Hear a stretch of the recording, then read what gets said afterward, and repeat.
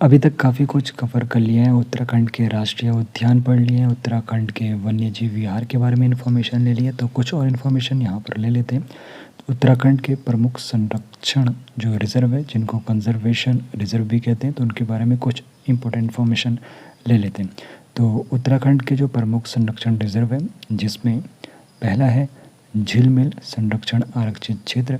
तो झीलमिल जो संरक्षण आरक्षित क्षेत्र है, इसके स्थान के बारे में पूछा जाएगा तो झीलमिल संरक्षण आरक्षित क्षेत्र हरिद्वार जनपद में इसका स्थान है। बाकी स्थापना वर्ष की पूछा स्थान जो स्थापना वर्ष है यानी कि इस्टेब्लिशमेंट इसका कब हुआ है, तो 2005 में झीलमिल संरक्षण आरक्षित क्षेत्र का इस्टेब्लिशमेंट यानी कि स्थापना वर्ष रहा है, हरिद्वार जनपद में आता है। क्षेत्रफल पूछा जाएगा तो लगभग इसका जो क्षेत्रफल है 37 वर्ग किलोमीटर एक्यूरेट जानना है, तो 37.84 वर्ग किलोमीटर झीलमिल संरक्षण आरक्षित क्षेत्र का क्षेत्रफल है। बाकी इसकी जो विशेषता है, झीलमिल संरक्षण आरक्षित जो क्षेत्र है, इसकी विशेषता यहाँ पर जो है दलदली हिरण महत्वपूर्ण है। तो यहाँ पर पाया जाता है दलदली हिरण, तो ये इसकी विशेषता है झीलमिल संरक्षण आरक्षित क्षेत्र। अगला जो आरक्षित क्षेत्र है वो है पावलगढ़। तो पावलगढ़ जो है ये नैनीताल जनपद में आता है, रामनगर वन प्रभाग के अंतर्गत पावलगढ़ संरक्षण आरक्षित क्षेत्र जो है नैनीताल जनपद में है। और इसके स्थापना वर्ष के बारे में पूछा जाएगा तो पावलगढ़ संरक्षण आरक्षित क्षेत्र का स्थापना वर्ष 2012 में है। और इसका स्थापना वर्ष पूछा जाएगा तो पावलगढ़ संरक्षण आरक्षित क्षेत्र का स्थापना वर्ष 2012 में। और जो इसका क्षेत्रफल है लगभग 58 वर्ग किलोमीटर इसका आता है क्षेत्रफल। और एक्यूरेट देखना है तो 58.25 वर्ग किलोमीटर पावलगढ़ संरक्षण आरक्षित क्षेत्र का क्षेत्रफल आ जाता है। और बाकी यहाँ पर ही नैनीताल जनपद में आता है, 2012 में इसका स्थापना वर्ष है। इसकी जो विशेषता है, रामनगर के सुंदर और समृद्ध जंगलों में स्थित है। स्तनधारियों की जो यहाँ पे प्रजातियाँ 33 से अधिक प्रजातियाँ, पक्षियों की 365 से अधिक प्रजातियाँ और वनस्पतियों की 400 से अधिक प्रजातियाँ यहाँ पर पावलगढ़ संरक्षण आरक्षित क्षेत्र में। उसके बाद Naina Devi Himalayan bird conservation जो रिज़र्व है, तो ये भी नैनीताल जनपद में आता है। पावलगढ़ तो नैनीताल में आता ही है, साथ ही साथ नैना देवी हिमालयन जो हिमालय बर्ड कंजर्वेशन रिजर्व है, ये आता है आपका नैनीताल जनपद में। और जो इसका स्थापना वर्ष है 3 साल के बाद, पावलगढ़ के 3 साल के बाद 2015 में आता है। और पावलगढ़ के बाद नैना देवी जो हिमालयन बर्ड कंजर्वेशन है नैनीताल जनपद में है, 2015 में स्थापना वर्ष है। और इसका जो क्षेत्रफल है 111 वर्ग किलोमीटर है, 111 वर्ग किलोमीटर। पावलगढ़ का मैंने आपको बताया था 58 वर्ग किलोमीटर है। और उससे पहले जो हमने सबसे पहले जाना था झीलमिल का जो हरिद्वार में आता है, उसका 37 वर्ग किलोमीटर है, पावलगढ़ का 58 है और नैना देवी का 111 वर्ग किलोमीटर है। बाकी आसन कंजर्वेशन रिजर्व जो है ये आपके देहरादून जनपद में। तो सबसे कम अगर वर्ग जो क्षेत्रफल के बारे में पूछा जाएगा किसी भी कंजर्वेशन रिजर्व में, तो वो आसन कंजर्वेशन रिजर्व का है, जिसका जो क्षेत्रफल है 4.44 वर्ग किलोमीटर है। और इसका जो स्थापना वर्ष है जब आपका हुआ था कौन सा, जो झीलमिल है, झीलमिल जो संरक्षित क्षेत्र है, उसका स्थापना वर्ष 2005 में हरिद्वार में था। और इसी का 2005 में देहरादून में होता है आसन कंजर्वेशन रिजर्व का। बाकी क्षेत्रफल इसका सबसे कम है 4.44 वर्ग किलोमीटर। और इसकी जो विशेषता है प्रवासी पक्षियों के लिए एक महत्वपूर्ण वेटलैंड है। तो ये आपके यहाँ पे कंजर्वेशन रिजर्व है, जिसमें आपका झीलमिल आ जाता है जो आपका हरिद्वार में है। स्थापना वर्ष 2005 है। इसका झीलमिल का जो आपका क्षेत्र आता है, क्षेत्रफल इसका 37 के करीब आता है, 37 वर्ग किलोमीटर। झीलमिल के बाद पावलगढ़, पावलगढ़ का जो यहाँ पे स्थान आता है नैनीताल जनपद में। और पावलगढ़ का जो स्थापना वर्ष है 2012 है। पावलगढ़ का जो क्षेत्रफल है 58 वर्ग किलोमीटर है। पावलगढ़ के बाद जो अगला यहाँ पे कंजर्वेशन रिजर्व है वो है नैना देवी हिमालय बर्ड कंजर्वेशन, जिसकी स्थापना 3 साल के बाद यानी कि 2015 में नैनीताल जनपद में होती है। 111 वर्ग किलोमीटर का क्षेत्रफल है। और जो चौथा है आसन रिजर्वेशन जो आज आसन जो कंजर्वेशन रिजर्व है, तो इसकी जो स्थापना है देहरादून जनपद में होती है 2005 में। और इसका जो क्षेत्रफल है 4.44 वर्ग किलोमीटर है। प्रवासी पक्षियों के लिए एक महत्वपूर्ण वेटलैंड है। बाकी 6 राष्ट्रीय उद्यान के बारे में पिछली वीडियो में मैंने आप लोगों को अच्छे से इन्फॉर्मेशन दी थी। और 7 वन्यजीव अभ्यारण्य के बारे में अच्छे से इन्फॉर्मेशन आपको पिछली वीडियो में आप लोग चेकआउट कर सकते हो।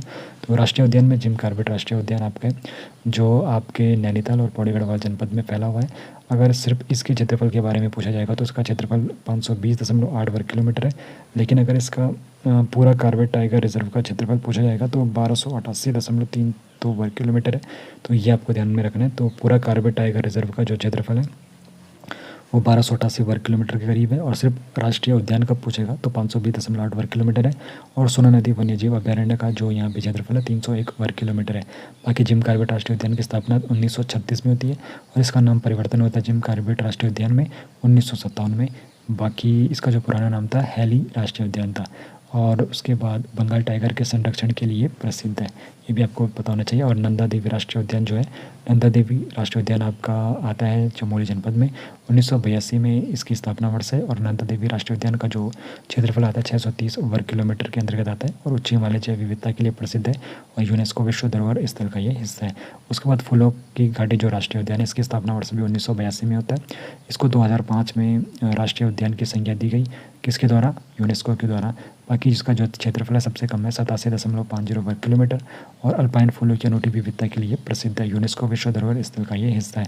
उसके बाद राजा जी राष्ट्रीय उद्यान जो है, ये इसकी जो यहाँ पर इसका स्थान है ये देहरादून में फैला है और ये साथ ही साथ देहरादून के साथ ये पौड़ी और हरिद्वार ज़िले में भी ये फैला हुआ है। तो इसका जो स्थापना वर्ष है 1930 है। उसका क्षेत्रफल जो है 820 वर्ग किलोमीटर है और टाइगर रिजर्व के रूप में जो इसका क्षेत्रफल है 1075 वर्ग किलोमीटर है। तो टाइगर रिजर्व के रूप में जो आपके राजा जी राष्ट्रीय उद्यान है, इनका जो टाइगर रिजर्व के रूप में क्षेत्रफल पूछा जाएगा तो 1075 वर्ग किलोमीटर है। बाकी टाइगर रिजर्व में इनको 2015 में यहाँ पर शामिल किया गया था टाइगर रिजर्व में और 1973 में किसको किया गया था? जिम कॉर्बेट को। और यहाँ पे हाथी और बाघों की आबादी के लिए महत्वपूर्ण है। बाकी गंगोत्री जो राष्ट्रीय उद्यान है, गंगोत्री राष्ट्रीय उद्यान की जो स्थापना होती है ये 1989 में होती है उत्तरकाशी जनपद में। उसका क्षेत्रफल सबसे ज़्यादा है 2390 वर्ग किलोमीटर। और बाकी इसकी जो विशेषता है उच्च ऊंचाई वाले जीवों जैसे हिम तेंदुआ, कस्तूरी मृग और हिमालयी भालू का ये घर है। और गोविंद राष्ट्रीय उद्यान, तो गोविंद राष्ट्रीय उद्यान उत्तरकाशी जनपद में गोविंद राष्ट्रीय उद्यान की जो स्थापना होती है 1980 में होती है, लेकिन 1955 में गोविंद वन्यजीव अभ्यारण्य के रूप में यहाँ पर 1955 में बनता है और 1955 के बाद 1980 में ये राष्ट्रीय उद्यान घोषित होता है। और यहाँ पर जो इसका क्षेत्रफल पूछा जाएगा तो क्षेत्रफल इसका 472 वर्ग किलोमीटर है, तो ये भी आपको ध्यान में होना चाहिए। बाकी वन्यजीव अभ्यारण्य के बारे में आपको बताया, 7 वन्यजीव अभ्यारण्य आपको बताए हुए। तो 7 वन्यजीव अभ्यारण्य में एक तो सबसे पहला आपका गोविंद वन्यजीव अभ्यारण्य आ गया 1955 में जिसकी स्थापना होती है। और उसके बाद 1955 के बाद 1972 में हम आ जाते हैं केदारनाथ वन्यजीव अभ्यारण्य जो आपके चमोली और रुद्रप्रयाग जिले में। उसके बाद 1986 में मस्कोट वन्यजीव अभ्यारण्य में आ जाते हैं जो पिथौरागढ़ में। 1987 में सोना नदी वन्यजीव अभ्यारण्य जो पौड़ी गढ़वाल में आपके आता है और ये 1987 और 1988 में आपका बिनसर वन्यजीव अभ्यारण्य जो अल्मोड़ा में आपके आ जाता है। और 1988 और 1993 में आपका आ जाता है मसूरी जिसको बेनोक माउंटेन क्लेव के नाम से भी जाना जाता है। और 2012 में जो सबसे नया नंदौर वन्यजीव विहार जो आपके अल्मोड़ा में आ जाता है। नंदौर आपका चंपावत और नैनीताल में आता है, बाकी बिनसर आपका अल्मोड़ा में आ जाता है और मसूरी वाला आपका देहरादून जनपद में आ जाता है। और मालन वन्यजीव अभ्यारण्य जो आपका पौड़ी गढ़वाल में आता है। तो ये कुछ महत्वपूर्ण वन्यजीव अभ्यारण्य है। बाकी उत्तराखंड के प्राणी उद्यान है, जू और वनस्पति उद्यान जो बोटेनिकल गार्डन्स हैं, तो उनके बारे में आपको बताऊं तो उनमें गोविंद वल्लभ पंत उच्च स्तरीय प्राणी उद्यान है। तो ये नैनीताल जनपद में इसकी स्थापना का जो वर्ष है गोविंद वल्लभ पंत उच्च स्थलीय प्राणी उद्यान, तो इसकी स्थापना का वर्ष 1955 में नैनीताल जनपद में आता है। और इसका जो क्षेत्रफल है, इसका क्षेत्रफल 4.6 वर्ग किलोमीटर में आता है और यह एक उच्च स्तरीय चिड़ियाघर है। 1995 में ये बनता है और क्षेत्रफल इसका 4.6 वर्ग किलोमीटर है। बाकी ये नैनीताल जनपद में आता है। विशेषता यहाँ की विभिन्न हिमालय जीव जैसे तेंदुआ, साइबेरियन टाइगर, हिमालयी काला भालू और कई यहाँ पे पक्षी प्रजातियाँ देखी जाती है। बाकी देहरादून में बॉटनिकल गार्डन है, देहरादून में भी कई छोटे छोटे बॉटनिकल गार्डन है जो विभिन्न पौधों की प्रजातियों के संरक्षण और अध्ययन के लिए महत्वपूर्ण है। वन अनुसंधान संस्थान जो FRI है, फॉरेस्ट रिसर्च इंस्टीट्यूट जो कि देहरादून में, यह एक प्रमुख शोध संस्थान है। बल्कि इसमें एक विशाल बॉटनिकल गार्डन और एक छोटा चिड़ियाघर भी है जो विभिन्न पौधों और जानवरों की प्रजातियों को प्रदर्शित करता है। बाकी उत्तराखंड के जो विश्व धरोहर स्थल है, इसमें आपका यहाँ पे नंदा देवी और फूलों की घाटी राष्ट्रीय उद्यान है।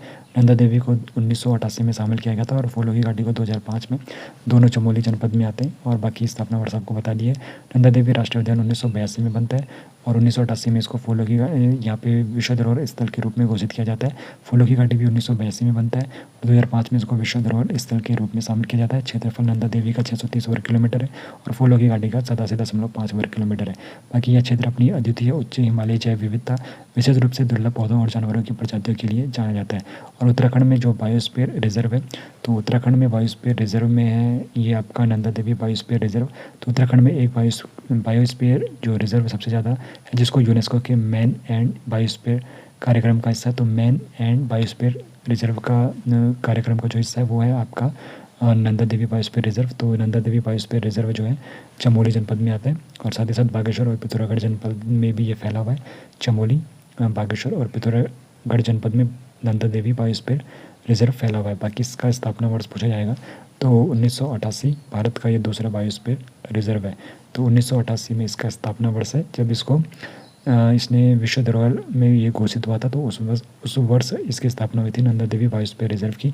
और क्षेत्रफल अगर इसका पूछा जाएगा 5860 वर्ग किलोमीटर इसका क्षेत्रफल है नंदा देवी बायोस्फीयर रिजर्व का, 5860 वर्ग किलोमीटर। बाकी यहाँ पे नंदा देवी राष्ट्रीय उद्यान और फूलों की घाटी राष्ट्रीय उद्यान कोर जोन के रूप में ये शामिल है।